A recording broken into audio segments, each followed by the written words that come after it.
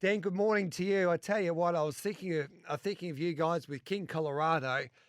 Probably mixed emotions. He didn't have the best of luck, and who knows what would have happened if he got out a little bit earlier. But then, on the flip side of that, you would have been over the moon that he's been able to come back as a 3-year-old and proven, I guess, to you guys that he can mix it with the best.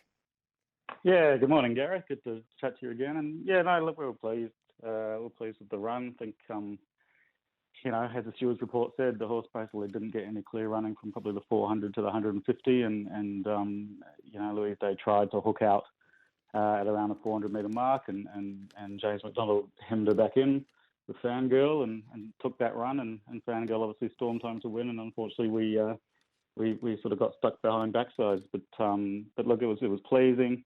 It was obviously only his fourth ever race start. He was in a race against 14 other Group 1 winners. He's only been beaten about 2.5 lengths, and so that was a pretty exciting return from him, and that was. It was never even intended for him to run in that race. But they sort of threw him in there for a first up run, and the Golden Rose and then the Caulfield Guineas are the big targets for that horse. So we're excited about the next couple of runs. I'm just having a look at the futures markets with Bet365, but especially that Caulfield Guineas, because he's a horse that's got Caulfield Guineas written all over him. He's $6 behind Militarize at the moment. Step Party at $6, V8 at $8. You must be pretty confident going into a Caulfield Guineas. I know it's only the 25th of August, but he looks like he's come up and he might just be a perfect horse for that race. Yeah, that definitely looks the race that's ideal. I think in my mind I always thought the 14 of the Golden Rose might be a little bit short, and he'll sort of, if that's his second up run, then he's hitting the line hard and hopefully can run a bold race. But I think the 1600 of the Caulfield Guineas is right down to the ground. That's definitely the key target, and the way he's shaping up, that it looks like an ideal assignment. Tomorrow's interesting at Rosehill. It's always great to see these 3-year-olds in action in the early part of the season. We've got the up and coming, which is an intriguing contest. And then you've got, of course, the San Domenico. First of all, we just had a chat to Sean Patterson. It's a soft 5 at the moment, but we probably get to a good 4. The rail is out to 6 metres. So do you expect horses on pace there to be the horses with the advantage tomorrow? Yeah, look, I have to see how much the track drives. I think when the rail's out at Rosehill, there's often a favour to both horses on pace. But for me, I think the biggest bias to be aware of at Rosehill is often just horses on the fence too. There are some days where if you're not on the fence, you're not in the race. So whenever I'm betting at Rosehill, it's watch those first 2 or 3 races and really get a line on things, because if it's fence on fire, then it's you've really got to adjust your betting patterns.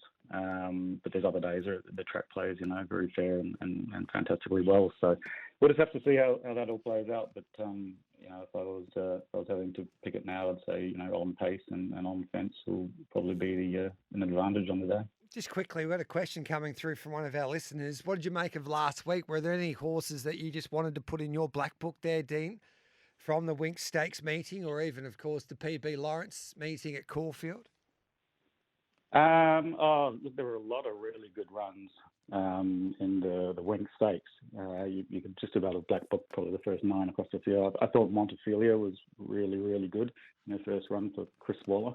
Ran the quickest last 600 in the race and absolutely flew home. I have a feeling that Montefilia, over a mile and 2,000 metres is actually with Chris Waller training, going to be very, very effective. So I can see her being very good in those races. I think Aussie Penco was another that really impressed me. I believe he's going to the Maccabi Diva. Correct. Yeah. I saw $15 or something last night there in futures. I'd be suggesting people have a look at that, because he was a really good run, and a mile at Flemington seems to me it will suit him down to the ground. So I thought they were good runs. I thought we had a couple of winners, Parasol and Charmstone. I thought they were both very impressive. Charmstone was a really good winner at Melbourne. I think she can keep winning. And Parasol was just that filly is just a winner. Yeah. She was sort of 3 wide, no cover, looked gone halfway down the straight, and somehow found something under John Van Overmeer to win. And I said last week I thought that was a Group 1 horse, and I still think so. It's just a winner, and got a lot of talent, so definitely one to follow. And Cylinder's mum goes okay because Cylinder, of course, Cylinder's goes okay because Paracel is a half to Cylinder, so she's been able to breed a few winners, and Yeah. I think Cylinder he just knows how to win, and I don't think he had everything go his way the other day. So looking forward to seeing what unfolds there in a Golden Rose just with Montefilia. I identified her after that first trial with Chris Waller. But I've just been trying to work out what race is for her. Like she might run into some smart ones in a Cox Plate, but a weight for age 2,000 metre race, maybe a Turnbull or something down at Flemington. That could be her race this prep. Yeah. Look, it's hard these days, Gareth. You know, in the past it was quite easy to map out a plan for horses and know where they're going to go. But there's just so much great racing in both Melbourne and Sydney now that they've got so many options. You know, do they go down the Epsom path? You got this King Charles race that's worth $5 million. Yeah. You know, then a Cox Plate, and then the 4-year-olds can go to a Golden Eagle, and there's the Mackay Diva, the Turnbull, the Underwood. There's so many options that it's almost impossible in regards to futures betting to really do anything with some of the information, because you just have no idea if they're going to go down the Melbourne path or the Sydney path. But like I said, I've always felt Montefilia was not really a 2,400 metre horse, and obviously David tried to even run him in a Melbourne Cup, but I've just and she obviously just won a Metropolitan and sort of ran fourth in the Caulfield Cup, but I think that she's really come back, just a bit fresher under Chris Waller, and I can just see her winning a mile Group 1 or a 2,000 metre Group 1, whether it's a Turnbull or an Underwood or, even like a King Charles. I think she's up to winning races, of that ilk. All right, then let's try and find a few winners tomorrow at Rosehill and the San Domenico. Looking forward to this contest. Corniche has had some good backing. He's into 480 now for James Cummings and Nashville Wheeler. Barber probably won't start because of the gate. He's at $11. Libertad's at $7. The Instructor at $5. Introducing at $7.50. And then we go down to a fascinating horse, the Full to Sunlight, Kandinsky Abstract at $6. How do you read this race? Even a horse at a big price for mine is Untouchable Legend. He's been unlucky, but he finally draws the gate. And you nearly had to see to believe he's run the other day. I know it was midweek company, but it was a huge effort. This is a good race. Yeah, it is a good race. I think how the track's playing is going to make a big bearing on this, Gareth. You've got, Introducing, the Instructor, and Fire Star that all have a lot of speed, and therefore, expecting a pretty strong speed. You then probably got the likes of Corniche and General Salute and Kandinsky Abstract that, sort of settle forward of midfield, and they'll be the stalkers. Corniche is definitely a horse that I think maps pretty well. So it's in fourth, just behind that really strong speed, drawn in sixth. So should get a nice run. Beat Shinzo last prep, and Shinzo obviously then went on to win the Pago and the Golden Slipper. So that's a very, very strong form, and the sectionals of that race was good. Won a Hawkesbury trial under no pressure, and the fifth quickest last 200 of the day, plus 3.9 there. And then the second is Zapateo, who's obviously Group 1 mare, beat home Libertad in a Kensington trial, and again was the second quickest last 400 of the day. So I think Corniche has come back really well, and I've got that Colt on top. I think Introducing is a horse I've sort of followed since his 2-year-old year. He was only beaten but sort of 2 lengths by Shinzo last prep. Led and won a couple of 900-metre trials. He'd have his Rosebud run where he really stuck on well. And I think Introducing is probably the danger to Corniche, and the horse that you mentioned there, Kandinsky Abstract. This is a $3 million colt. Zoostar at a solar charge, which I think makes them a full brother to Sunlight. Sunlight, yeah, yep. Sunlight. So his Rosehill trial was very, very good. Ran plus 6.3 for the last 600. 15th quickest of the day. He ran down Butch Cassidy, who actually ran some really good sectionals in his first couple of runs. But I think he just trained off late in the prep, Butch Cassidy. But Kandinsky Abstract made the Butch Cassidy look a bit average. He kind of just drove straight past him. So I think Kandinsky Abstract certainly won. To follow over the spring. It's only his second start here, and he's drawn a bit wide. So whether this is the race, I'm not so sure. I think I'd probably rather be backing Corniche, to run down introducing. But I'll definitely be keeping a real close eye on Kandinsky Abstract, because I think, he's a quality horse. It's a good race. So for these horses going forward, are we looking at these horses being Golden Rose horses in a couple of weeks' time? How do you read this if you want to maybe try and think from a futures perspective, or do you just wait and see how these gallopers go on Saturday? Yeah, no, look, I think some of them will be going down that path. It's sort of a natural progression to go from this race to the run to the Rose, which is usually the primary lead up for the Golden Rose. So certainly, I think for some of these horses, that's on the cards. For me, I think probably the two for the Golden Rose I'd be most interested in, I'd say, would be Corniche, and probably Kandinsky Abstract. I think he could be one out of the box. So if he runs a real ripper here, and he'd logically go to the run to the Rose and then onto the Golden Rose. So I think for that race, they're the two that I'd be most interested in from that perspective. All right, then let's have a look at the up and coming, which is an intriguing race as well. Gay Waterhouse and Adrian Bott's Galloper is the favourite. It's a solid favourite with Bet365. Les Vampire at $3.80 on pace and a good winner last start. Then we go down to a horse like Monwee, the son of Kamantari, at $10. Caballas at $3.40 was unlucky the other day. And Tom Kitten's got to carry weight against these horses at $13. And Cafe Millennium's a big price at $21. Griff's given an each way hope at $10. How do you read this year's up and coming? Yeah, interesting race. That horse you mentioned there, Les Vampires, really going to be benefited, I think, by the map. Only an average speed here, and I've sort of got Les Vampires and then Monway there, the two that are going to get a pretty soft lead, and then sort of Infatuation sitting behind them. But that maiden at Warwick Farm was a really strong maiden that Les Vampires won.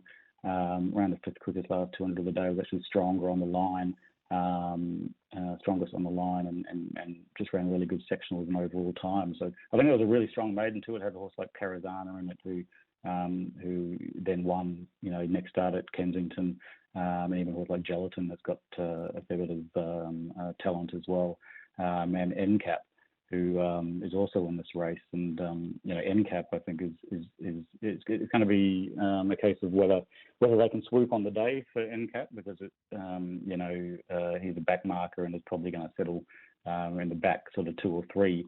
But the sectionals from his two runs, I know they were only maidens, but he ran the second quickest last 600 metres first up, and then ran the quickest last 600 metres plus 7.6 when second to Les Vampires. I think that's a really strong maiden, so I actually quite like both Les Vampires if it's sort of on pace, or NCAP if they're swooping.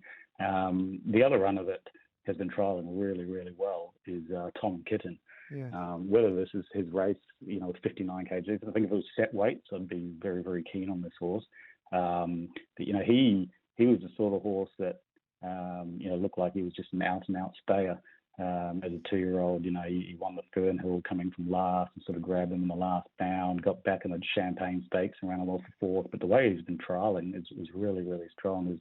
His Hawkesbury trial win, his first appearance, this prep, he beat Amur, who was a Group 3 winner over 1,400 as a 2-year-old. And Miller was really struggling to keep up with Tom Kitten, and Tom Kitten ran plus 5.6 the last 600 and the quickest last 200 of the day under absolutely no pressure.